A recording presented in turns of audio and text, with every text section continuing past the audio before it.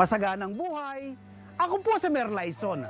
Samahan niyo ko sa isang oras sa kwentuhan tungkol sa pagtatanim ng iba't ibang uri ng halaman. Hatid ko po sa inyo ang do-it-yourself tips at iba pang sikreto mula sa magsasaka para sa mga magsasaka. Nakatuto kayo sa Signal TV Channel 1. Live din po tayong napapakinggan sa RPTV, YouTube at Facebook.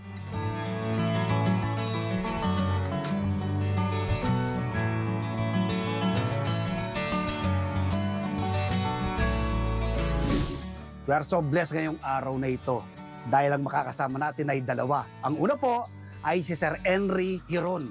Siya po ang presidente ng Urban Farmers Federation. Dito po yan sa Quezon City. At si Ma'am Marisa Agusi, presidente naman ng Rebisco Imelda Farm.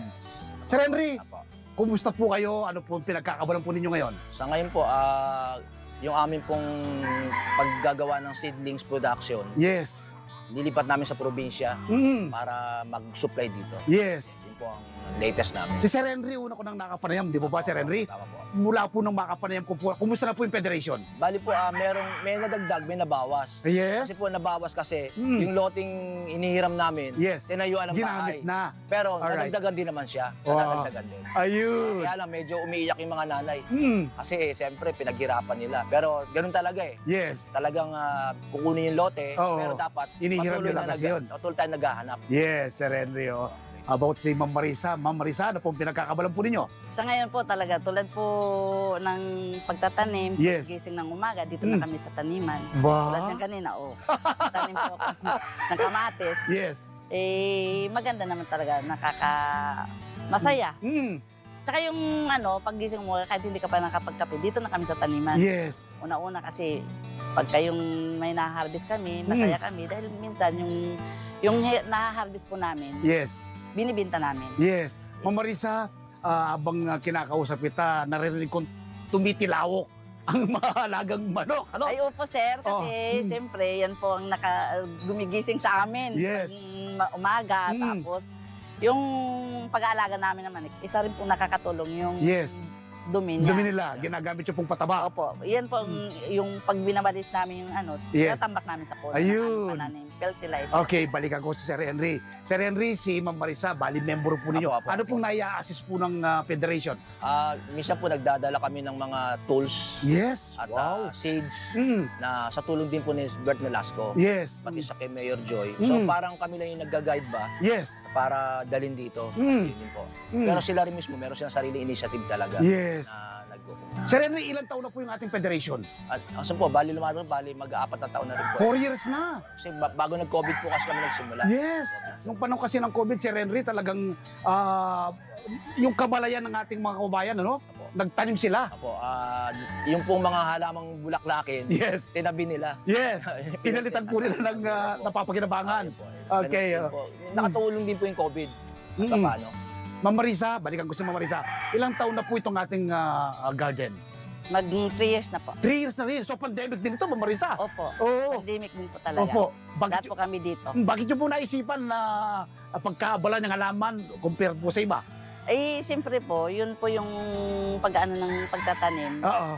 Nakakatulong yun sa amin nung nagkaroon ng problema ng lockdown. Yes. Kaya nagtanim kami, unang-una pitsay Yes. para madaling maharvest. Oo. Tapos yun, lahat kami. 20 days lang yan, Ma'am Marisa, ma-harvest na. Opo. Hanggang 1 month. Yes. Tapos Oo. yun, sunod-sunod na po kaming tanim. Okay. Pero ang umpisa po talaga nito, Oo. kay Kagawad. Talaga. Nasa Northwind po kami nagtanim. Oo. May, ano pa ako doon, member. Oo. Ngayon, naisipan ko pong sabihin ko po kay Hmm. Kagawad na mag-ano na lang kami, magtayo na lang kami. Dahil Oo. yung na-harvest ko po dito, dinadala ko po sa farm, sa Northwind. Oo. Dahil para ini-impok namin doon. Yes. Kasi iniipon namin yung may pondo po kami doon. Ngayon, nagsarili na kami na rin. Ilan na po yung grupo natin, Ma'am Marisa, na sumama po? 48 po kami. 48! Opo. Wow! Majority mga kababayan? Opo, lahat po What kami. May talaga? lalaki din po. May lalaki rin. Opo. Pero majority, ano? Ako, Marisa, personally, no, kapag babayan na interview ko, mas na-inspire ako, ano, na magtanim, lalo na yung ating mga kababayan. Dahil ang pagtatanim, gawain po ng lalaki, pero bakit yung po naisipan ng pagtatanim ng ganyan? Siyempre po, sanay rin po talaga magtanim. Yes. Kahit pa nasa probinsya, magtanim din talaga kami. Okay. Kahit Maynila ito, kahit ito po yung lupa na to, mahirap to taniman. Pero Yes. ginawa namin ng paraan. Mm. Kung humahanap kami ng lupa, kahit saan-saan, kahit Yes. ano namin sa mga plat. Okay. Kaya masaya ang magtanim. Mm. Dahil tulad ngayon, mahal ng mga bilihin. Yes. Tulad sitaw, 5 piraso, 15 pesos Yeah, din. yung kamatis. Kamatis. Ay, yung kamatis po ngayon, ang aming tinatanim ngayon. Okay. Kaya Oh. masaya. Mm. Lahat kami, ipon-ipon kami dito. Yes po. Bukod po sa masaya kayo kapag kayo nagtatanim, ano pa pong benepisyo ang nakukuha po ninyo? Siyempre, sa gulay, Nakakatipid ka na. nakatipid na kami. Yes. Hindi na kami masyadong bumibili. Opo. Kumpleto po kami. May sigarilyas, Oo. patani, Oo. tulad yan, yan, talong, okra, Yes. Oo. saluyot, may kangkong po kami, Oo. may luya po kami. Mhm. Kumpleto po kami dito. Talaga naman. Yung kanta sa bahay ko po, makikita mo na lahat dito sa Dito tanim mo, Marisa. may patani po kami. Okay. Kaya kumpleto po talaga. Yes. Okay. Kaya, ayun, may bago na naman kaming pasimula ng Hmm. sigarilyas. Madalas pong tanong sa akin to, Ma'am Marisa, itatanong ko sa iyo, ano? Baka makakuha po ng pointer sa iyo mga nanonood sa atin ngayon. Namatayan ka na rin ba ng halaman at anong ginawa po ninyo? Yung pagka namatayan po kami ng halaman, Oo. ginagawan po namin ng paraan. Yes. Para, Magtatanim muli. tanim. Tanim lang po kami ng tanim. Yes. Oo. Kasi tulad ng po ngayon, Oo. bagong tanim na naman kami. Tulad Oo. yan po, palibago na naman po kami ng tanim ngayon. Hmm. Dahil siyempre, tuloy-tuloy po yung pagtatanim namin. So, papag-harvest ka sa una, meron ka ng bagong punla na. Opo, nagpupunda po kami. Tapos may tatatransplant ka na. Opo. Oo. So, sir, yes. Pagka nag-ano po kami, nagpupunla, inahanda na po namin yung plat, binubungkal na namin yan para panibago na naman kami tanim. Yes. Si Sir Henry, mayroon akong napanood sa bagong niya to award-winning na to si Sir Henry eh. Sir Henry, ano nga po yung pinakauling nakuha yung award at saan gawa pag Sa Vietnam po yun. Mhm. Sa Vietnam po yung international award. Yes.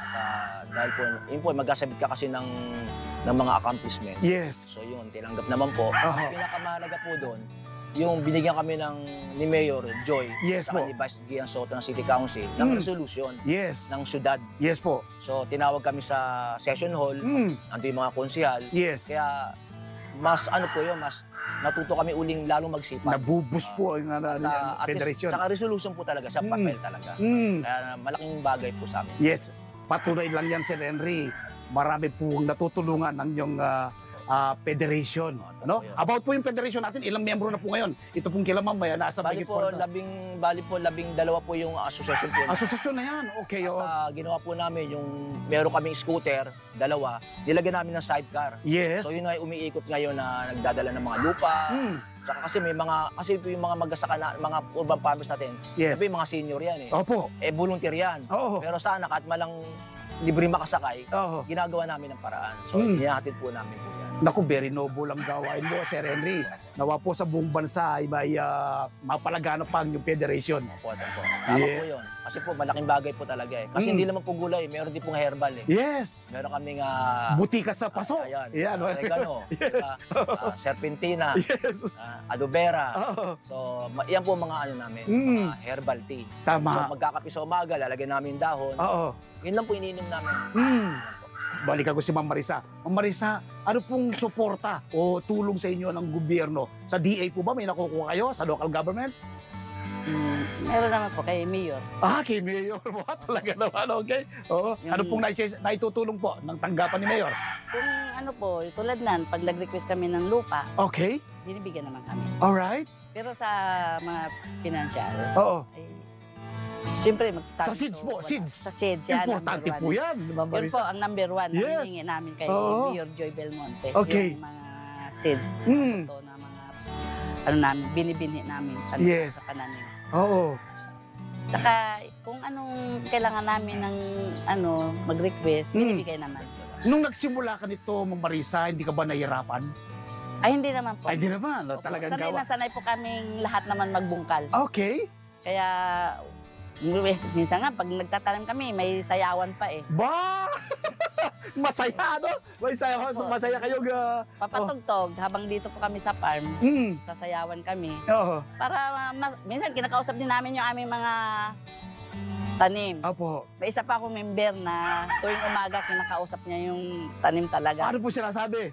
Ay, magsibungan kayo. Yes! Kasi Oo, pareho tayo ang ginagawa. lahat kinakausap rin namin yan. Oo. Kayo magbunga kayo. Oo. Ako kahit gabi po, kahit Yes. galing ako sa trabaho, Hmm, nagpa-flashlight pa ako kasi tinitingnan ko. tinitingnan mo. Opo. Okay. Ang- Lalo na kasi pag gabi, sumasala kayo Tsaka mga po, insekto. Yes. dagdagan ko po, minsan nagpunta ako rito. Oo. Meron silang kapitbahay, may dalang 10 piso. Yes. So, iikot siya rito. Oo. So, pumipitas siya. Mm. Tapos binabayaran 10 piso. Mm. So, yung kanyang pinipitas, talagang sariwa. Oo. Sariwa kasi. Talagang Dito namamalengke, dito namamalengke. Talaga Parang naman. ganon. Dito na bumibili Ah, sa inyo, sila no? bibili. Kasi marami na siyang ma-bill dyan, ano? Opo. Ano, bukod po sa chicken manure, kasi marami kayong malagang chicken, ano pa pong mga natural na pataba ang ginagamit po ninyo? Ano po, yung tulad yan, nagbababad po kami ng mga... Mga konkoksyon. Opo, Alright, nagbabad oh. kami kung mga, ano, yung mga binagbalatan. Yes, oo. Nag-test Binababad na rin po kami. namin. Nag-test na Mm. po kami. Nag-test na po kami. Ayun! About po yung compost. Mm. Opo, ginagawa po namin. yan. Minsan, nangunguha kami ng kusot. Okay. Yung kokoped, Hmm. yung doon sa, dyan sa may C5. Oo. Ay, meron pa nga kaming, natitirang, Hmm. Gumagawa po kami talaga ng, yung, kasi, siyempre, yung lupa matigas. Yes. Kukuha kami ng mga kusot, Oo. dulo po kami. Yes. Tapos sasakay na namin sa tricycle. Hmm. Yan ay binubuhos po namin dito sa aming mga, Yes. may mga kanya-kanya kaming flat eh. Ma'am Marisa, bigyan nga po ninyo ng tips. Yung mga gustong magpasimula nito, ano po pwede niyong ibigay na payo sa kanila? Sa mga gustong magsimulang magtanim, Yes. ay ang gagawin nyo na lang po, kahit maliit lang na space, Yes. pwede kayong gumawa kahit na magtanim sa kahit sa paso lang. Sa pasulang, sa bote. Opo, nagagawa rin namin yan Yes. po. Yan, Oo. kahit sa tubig nga lang, pwede magpatubo ng ng Yes. pitsay. Oo. Kaya ang masasabi ko sa mga gustong magtanim, yung Hmm. walang mga ginagawa, Apo. ay mas magandang magtanim para kahit papaano may mahaharvest sila, may mapipitas. Yes. Kasi sa mahal ng mga bilihin ngayon, Hmm. kailangan na natin magtanim. Yes. At saka masaya, nakaka-enjoy naman talaga pag nasimulan mo Opo. ang pagtatanim, Mm. ay talagang masaya. Mm. Wala akong masabi. Kaya gusto ko sa mga gustong magtanim, Mm. simulan nyo na. Yes. Kahit sa paso Now lang. na. Opo. Yun lang ang masasabi ko sa kanila para sa Hmm. mahal talaga ng bilihin. Mm. Yan din po sinasabi ko sa mga member ko Yes. na magtanim na tayo kasi tulad niyan, ang mahal ng kamatis. Mm. Magtanim kami ng kamatis, Oo. luya. Meron po kaming, may pagkukunan kami. Pag kailangan mong magpaksiw, Yes. bubunot ka lang Bubunot ng ka ng luya. At saka panahog-panahog dyan, ano? panahog. Ang Meron. pumukaw po ng aking pansin, ano?